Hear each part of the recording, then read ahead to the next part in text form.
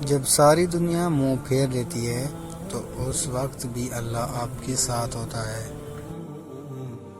مسکراہٹ ہی ایسی تھی میرے نبی کی، لوگ دیکھتے ہی مسلمان ہو جاتے تھے۔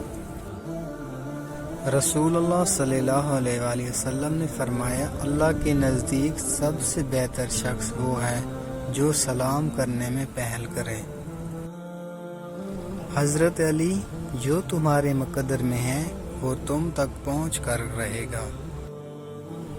کچھ رشتے اللہ تعالیٰ خود ختم کرواتا ہے تاکہ ہماری زندگی خراب نہ ہو سکے۔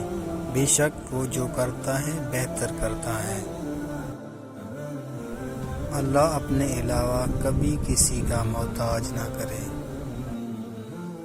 میں نے کہا، میں نے بہت گناہ کیے ہیں۔ قرآن نے کہا، اِنَّهُ كَانَ تَوَّابًا، یقیناً وہ بہت توبہ قبول فرمانے والا ہے۔ رشتے ہمیشہ دل سے جوڑیں، ضرورت سے نہیں۔ وہ ہاتھ بہت انمول ہوتے ہیں جو آپ کو اس وقت سنبھالیں جب آپ ٹوٹ کر بکھر رہے ہوں۔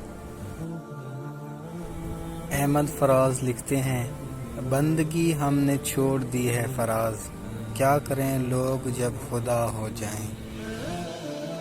حضرت علی نے فرمایا، نماز پڑھا کرو، کوئی ملے یا نہ ملے اللہ مل جاتا ہے، اور جب اللہ مل جاتا ہے تو سب مل جاتا ہے۔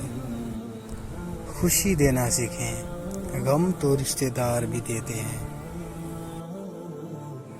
مجھے بہترین نہیں چاہیے، بس وہ چاہیے جس میں میرے رب کی رضا ہو۔ گھر میں ماں کی آواز آنا بھی ایک نعمت ہے۔ اگر عقل مند بننا چاہتے ہو تو آپ کو تکلیفات سے گزرنا ہوگا۔ خدا کرے کہ ہماری قبریں ہمارے بستروں سے زیادہ آرام دہ ہوں۔ والسلام۔